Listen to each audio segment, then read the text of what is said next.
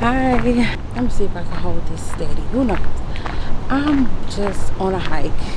It's day 30 of the 75 South Challenge, and I feel like, sorry, I had to make sure I feel like things are going well. I'm learning things about myself.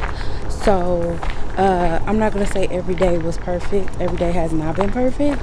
We went on vacation, so I did have to do things differently. You know, some of that was good, meditation on the beach and things like that, and listening to, oh, I slipped a little bit, listening to my audiobooks like on planes and stuff like that.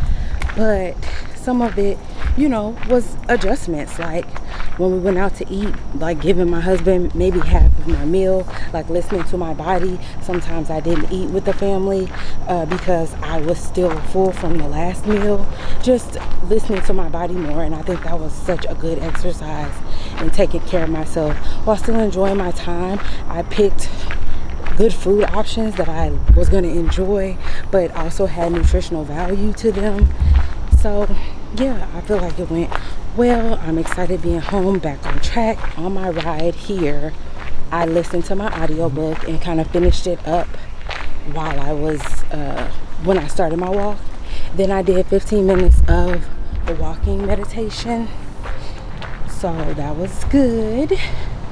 And then I did my journaling on my audio journal on my phone so that I could get it all done while I was walking. So like I've gotten like a lot of major things checked off right at the beginning of my day during the same time period. So that is awesome. It's a little dark through here, but yeah, so I'm feeling good about that. Hold on, something in my shoe now. Woo-hoo. I got on my, like these, I wanted to kind of be more in touch with the floor today. I usually wear my bigger, thicker boots, so I really have to kind of make sure of where I'm stepping because these have me like more in touch with the ground. But that's how I wanted to roll for the day. I'm meeting with a dietitian. I think you saw all that yesterday. I don't know how I was wording all of the revelations that I was having during that picking out a nutritionist situation and like listening to nutritionists talk on podcasts. Like I just came to a lot of realizations, and one that has really helped me that I don't really know why, that I didn't know that it was a thing in me, but realizing that there are people in my family, you know, that are overweight and still alive in their 80s. Not saying, and like for the majority of it, it's more so like around my size, but there are some people maybe weigh significantly more than me. I'm not trying to bust nobody out. I may not be able to say that the way I want to say it because I'm not trying to bust nobody out, but I'm saying that my genetics, I'm okay. It's not like in the books that I'm gonna die, you know, based on this. There are people with eating habits that aren't as good as mine, that aren't out here doing this, and they are alive. I don't know it freed me, you know what I'm saying, to just be. And yes, I'm gonna try to live as healthy of a lifestyle as I can.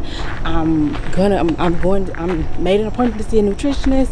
I plan on eating even more green leafy vegetables, even more fruit, even more beans, nuts, all of that stuff. But girl, you got it. Longevity is in my DNA. It's in my DNA, and I need to, something about reaching out and grabbing that fat really helped me, because the world tells you that you're fat, you're going to die early because you're fat. And I have examples of that may not necessarily be the truth. It might not be the truth. Yeah. So I can walk out here and be out here in nature because I want to, not because I have to. I can eat healthy because I want to, not because I have to. And something about that freed me. Yep. Let me get over here.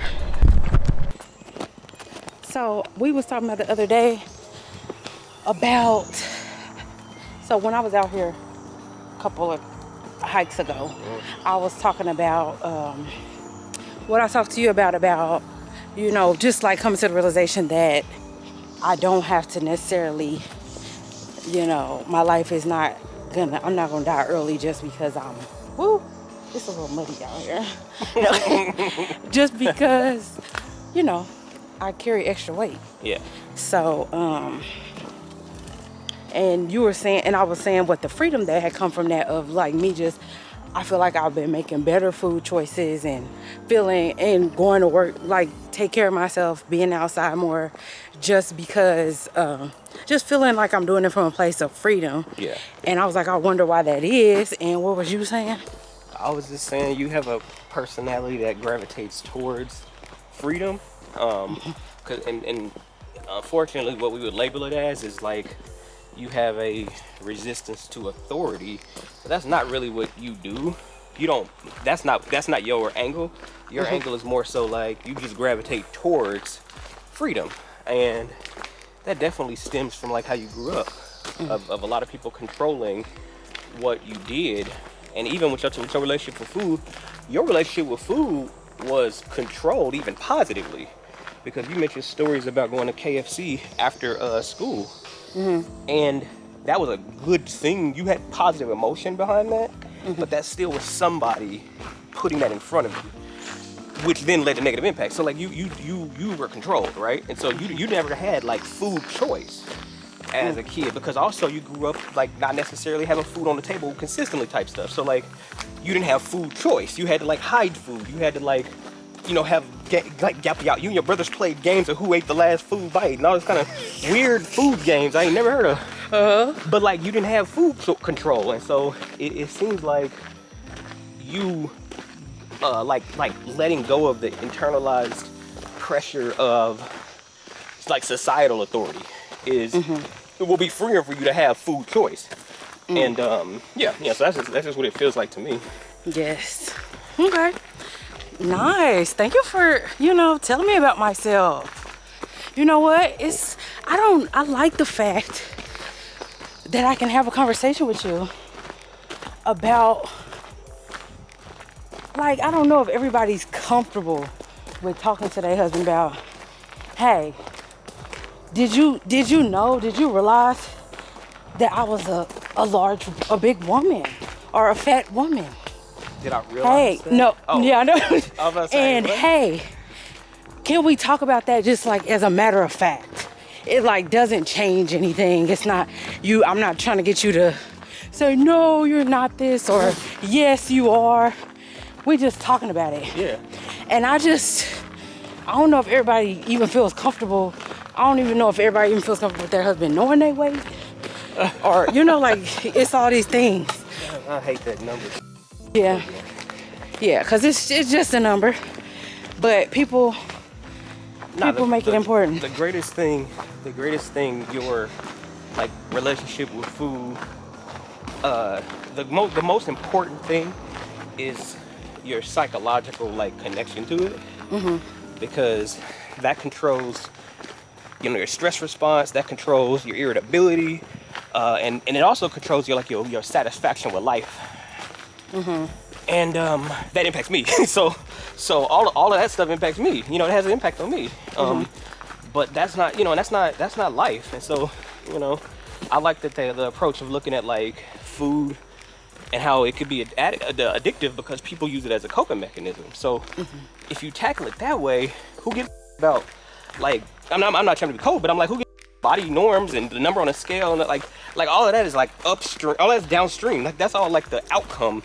But if we look at the like the income variables and look at like the fact that like there's a reason for this outcome.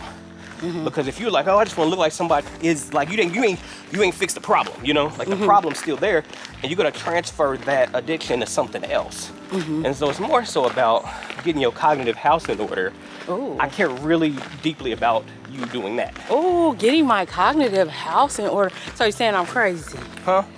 No, I'm just saying you human, because I got to do the same thing, and we all got to do that. I feel you. You know, I'm just so glad to be able to do life with you. You don't even know. Oh. Because it's, oh my goodness.